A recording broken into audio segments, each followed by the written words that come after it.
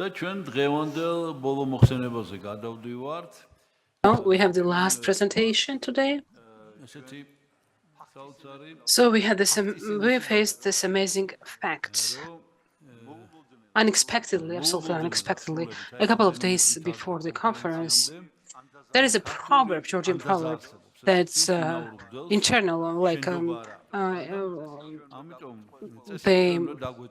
family member, priest who is your family member is not pardoned.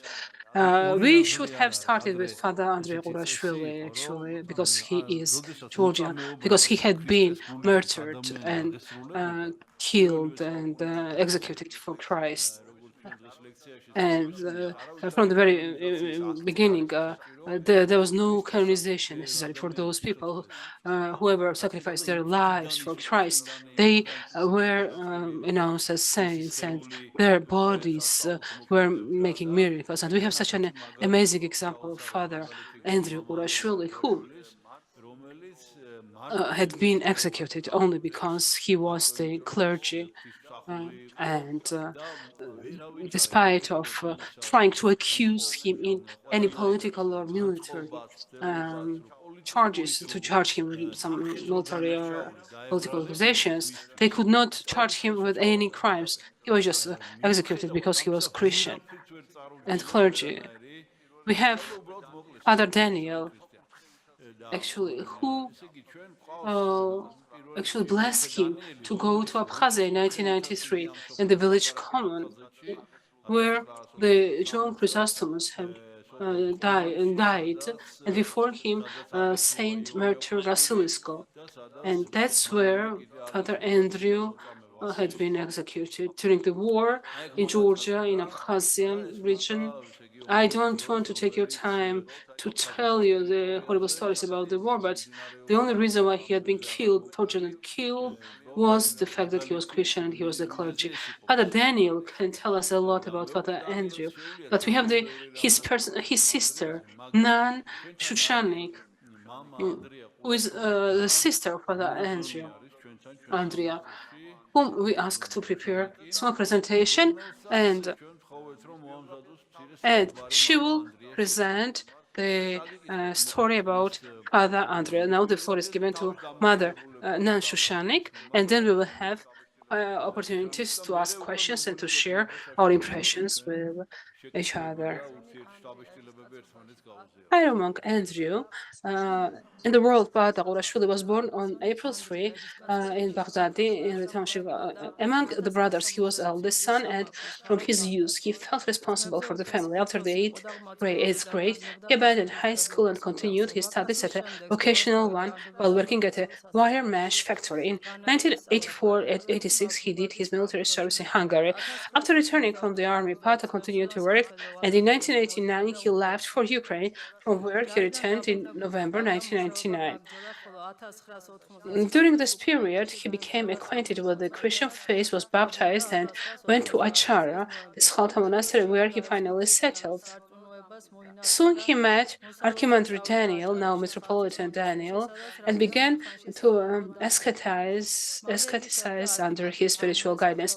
On Thursday of Great Lent, 1982, he was ordained a monk under the patronage of the Apostle Andrew, the first cult. On August 2nd of the same year, he was ordained as Hieromonk in Khasbeki, the Gergeti Church of the Holy Trinity, and appointed rector of the Schalta monastery. In February 1993, Father Andrew went to Sukhumi to see his pastor. Soon he was appointed rector of the cathedral named after St. John Chrysostom in Komani.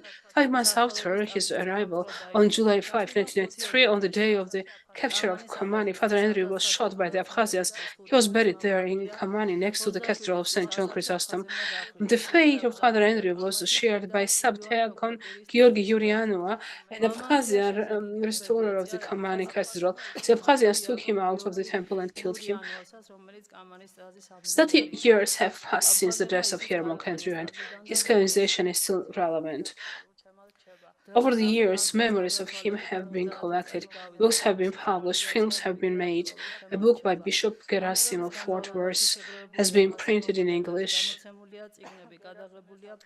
The sayings of the Holy Fathers about the Jesus prayers, translated by him from the Slavic language, are published in magazines and newspapers. Painted icons, frescoes. In his native Baghdad, on the fresco of the cathedral, Father Andrew is depicted together with the Georgian new martyrs, but without a halo. Recently, a fresco of the torture of Father Andrew with the inscription "Torture of St. Andrew of Georgia" has sport on the internet. This scene is taken from the painting in the Cathedral of Our Lady of Bakernas in Marousi, Greece, by a certain Dimitris Kurtel. There are also scenes of other new martyrs. Georgians write in the comments, did the Greeks canonize Father Andrew before us? Many people ask me why Father Andrew was not canonized for so long. Did he not bear witness to Christ with his blood? With the death of Father Andrew, a transformation took place in our family. We know from tradition how Father Andrew prayed with tears for our conversion and rechurching. God heard the prayers after his death. 2 brothers were ordained priests and 2 sisters were ordained nuns. I want to tell you a story. In 1995 was on. I had been in the Samtauram convent on Tcheta for several months. When ordaining a nun, the abbess chose my name, Basilissa, the name of the holy martyr Basiliscos, so that even then she didn't know about the end of Father Andrew in the very place of the work of this great martyr. At the same time as my blessing, it happened that Father Andrew appeared in her sleep to the nun Anna Shilashvili, former daughter-in-law of the patriarch, who lived in the monastery of the principality and was bedridden with a serious illness. Prioress Kateva blessed me to see Mother Anna, and she had to tell me something. She told me the dream of the previous night about Father Andrew, whom he did not know and had never seen. I saw a handsome young monk dressed in black who told me that he was with me and gave me 2 bundles, one of which was mine and the other was to be given to someone else, which I did. Finally, he told me I am Vasilissa's brother and disappeared. The mother asked me if I had a photo of Father Andrew to show to Mother Anna. I showed her the photo and she confirmed that saw this very monk in her dream. After this news, Mother Anna's pains eased. Soon Patriarch Ilias II came to see her. When he heard about the dream, he said, Father Andrew is a saint and prayed to him.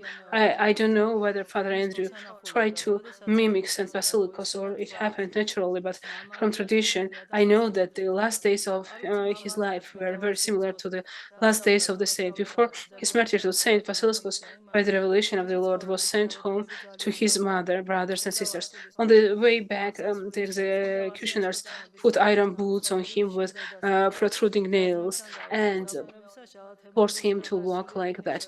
Before his death, Father Andrew too came to visit his parents, brothers, and sisters at the request of the family. As my second brother, the deacon Johan says, when Father Andrew was leaving Komani, he could not find shoes and put on some rugged rubber boots, which made his feet hurt a lot. Our mother, when she saw Father Andrew entering the yard, exclaimed, "Son, you look just like Christ." He had such a radiant face. To this, Father Andrew timidly replied, "Do not compare me with Christ. He was visiting his home, but could not wait to get back to the temple. Perhaps the voice of the Lord strengthened Father Andrew." As Saint Basiliscos and they heard the words that he himself said to Mother Anna in a dream, "Do not be afraid, I am with you." When I lived in Kodori Monastery, with the help of one Abkhazian, I go to the grave of Father Andrew in Komani. All the way I prayed, I was afraid that having come there, I would not have the feeling I was expecting. I spent 2 or 3 hours at that grave and probably never experienced such peace and joy. In Baghdad, the birth of Father Andrew and the world of Bad as the firstborn was celebrated with a shot from a gun.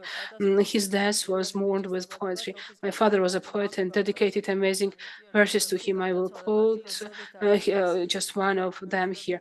Your patience and talent, loyalty and diligence were gifted to you by this land, a boy who grew up by the waters of Khani. There you are now among the saints. I will finish the speech with a poem by the famous Georgian poet Shotan Nishianze. Father, you are a chant cut short. Father, you are a burnt candle. Father, you are a good-natured fire. Now you are ashes. You are a prayer frozen on your lips, a half-dream legend, a lion sacrificed to the spirit of Georgia, the sacrificial lamb of Christ. Let me just address the Bishop Daniel. Your Eminence, could you please just tell us what was your blessing towards Father Andrew? How did he decide to stay in the village Kamani during the combat operation, because that was a front line? As Nun Shushanik, Mother Shushanik,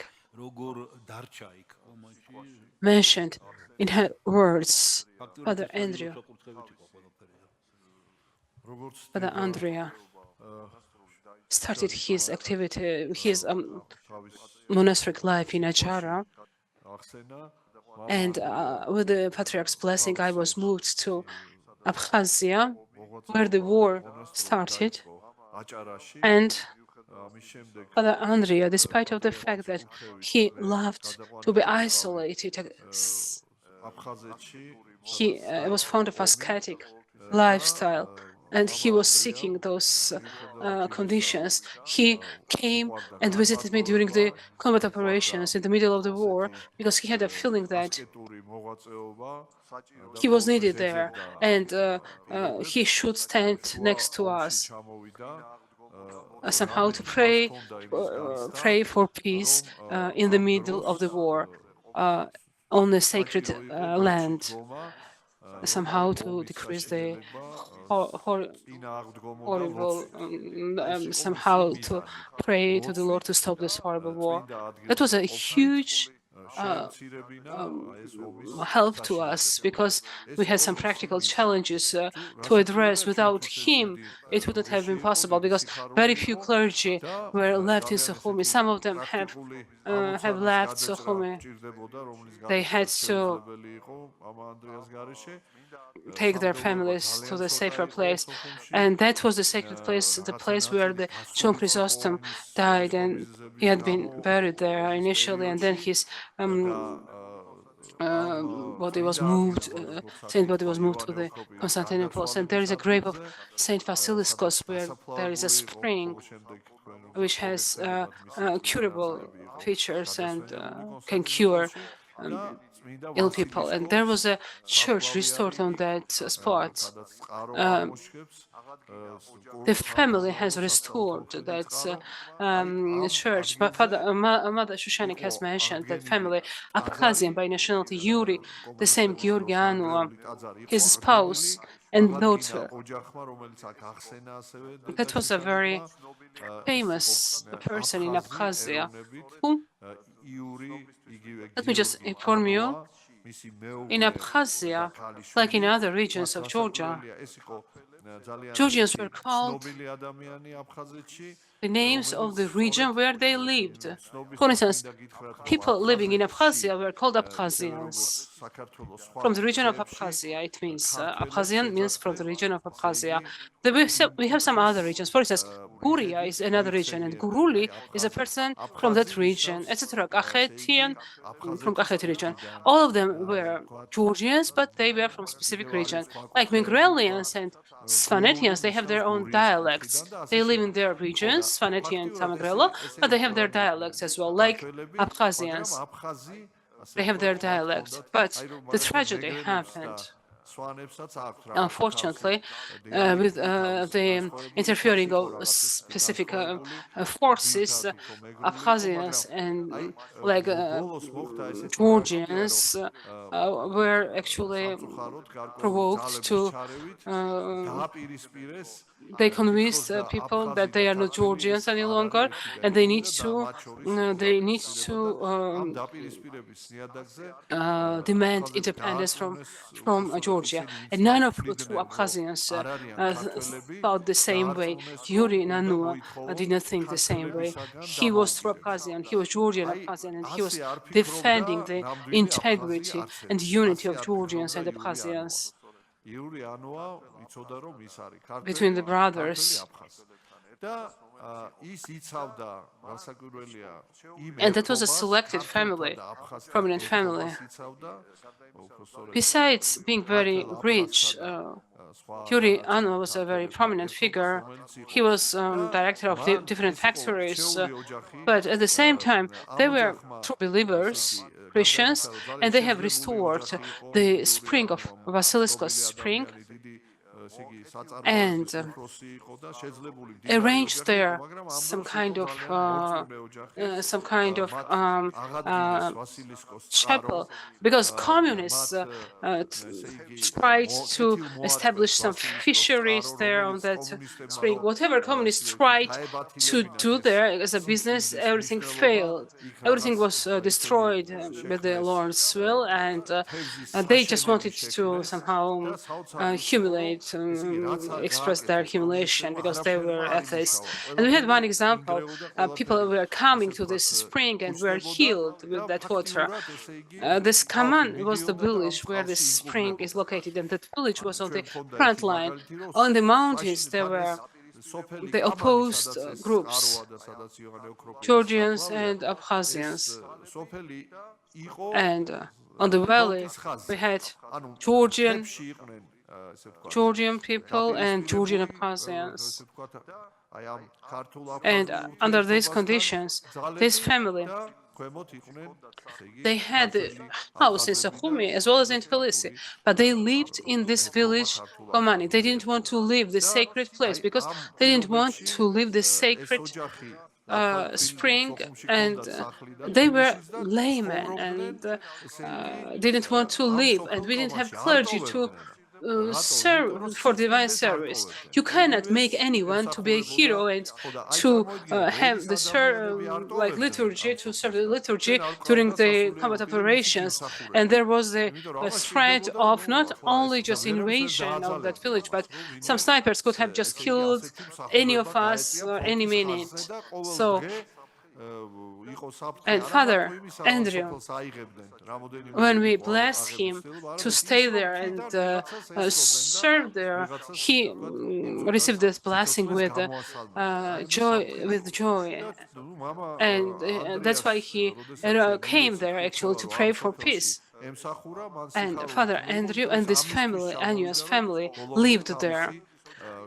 They exploded their home. Abkhazians exploded their home, but these people did not abandon the village Kamani. Only elderly and disabled were left in the village because people have been evacuated, and militaries, disabled, elderly, and this Anua family of Anuas and Father Andrew. And once Yuri Anu asked me, I thought that it was a kind of too much from their side, from their part, to endanger their lives. Is it mandatory to stay there? What did I think?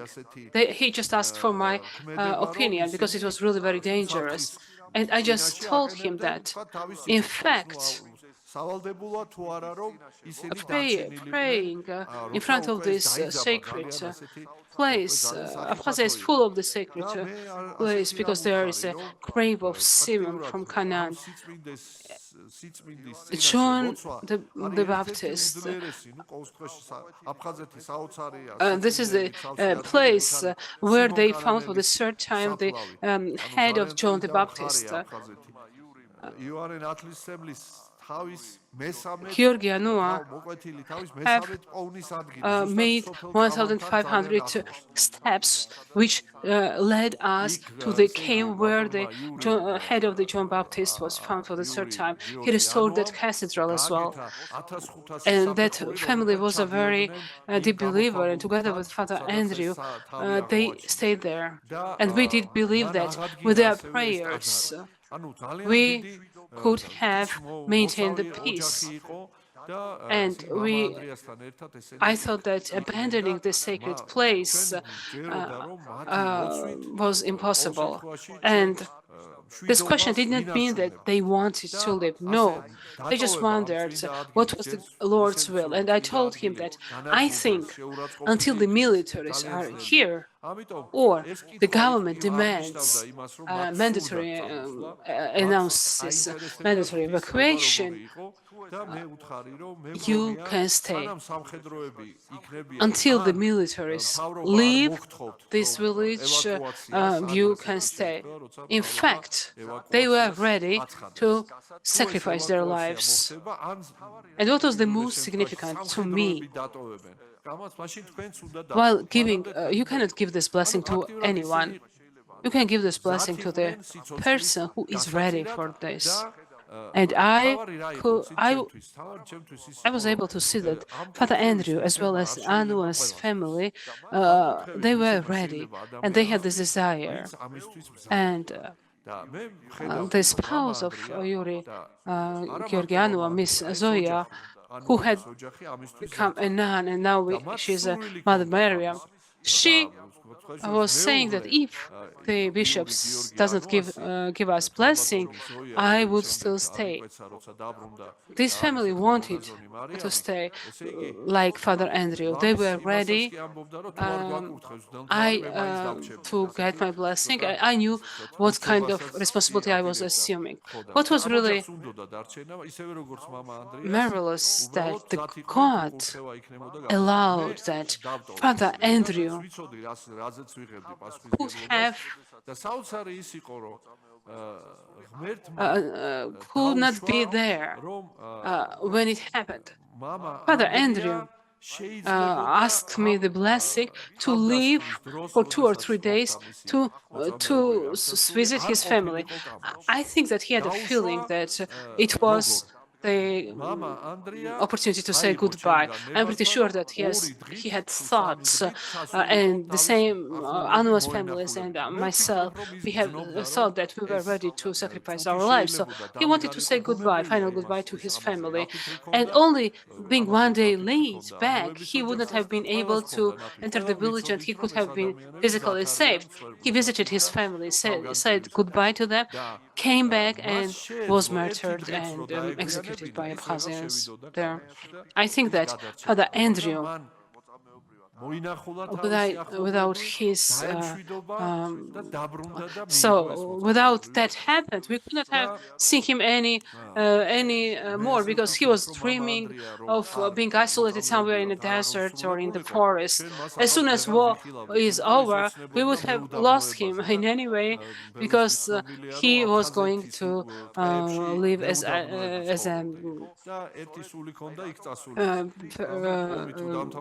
in isolation as a monk. Why they have sacrificed their lives? Because they stayed there to defend the sacred places, somehow to defend that area and protect that area, because after what happened there, no one dared to touch that sacred spring or humiliate that monastery. Therefore, this is a very exciting story, and of course, the Synod of Georgian Church, Bishop Nicholas and myself have raised this topic, and majority of us agree that, and the society, Georgian society agree, but the Catholicos Patriarch just stated, let's wait for a while. It doesn't mean that he doesn't think that it's not a high time to for canonization. He might know something which we are not aware of. He might have some feelings, we might guess, but we might not be sure what are the reasons behind that. Only the Catholicos Patriarch knows when to canonize, when will be high time to canonize Father Andrew as a saint. Let me just tell you the story when I visited Platina Monastery. Father Seraphim Rose. We had very interesting conversation. I told to the Serb bishop, and then I visited Jordanville. And I told the bishops that hurry up to canonize Father Seraphim. We are very politely waiting for you. And if you don't hurry up, we can canonize him. Just before, a couple of days before the conference, the information was disseminated that in Greece, in the monastery, which was mentioned by Mother Shushanik, they have already the frescoes of the new martyrs, among them Father Andrew in the church. So I do hope that during the next synod, we will just inform the Holy Synod about the situation, and we do hope that Father Andrew finally will be canonized. And we have listened to a very interesting lecture by the Piotr Malkov, who was the actually, I don't know anyone else whom I could have asked to tell us in details about sainthood. And he recalled the words of Simeon, the new theologian. The most dangerous error is that when you think that there are no saints around you, and it's impossible nowadays to become a saint. And I think it's absolutely different story.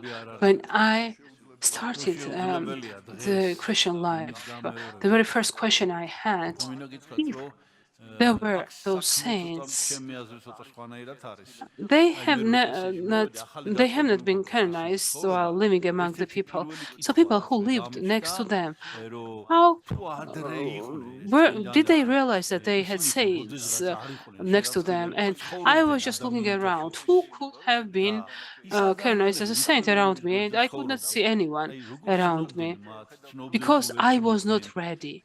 That's why, after years passed, I can name a lot of people whom I think that after their deaths they might be canonized as saints.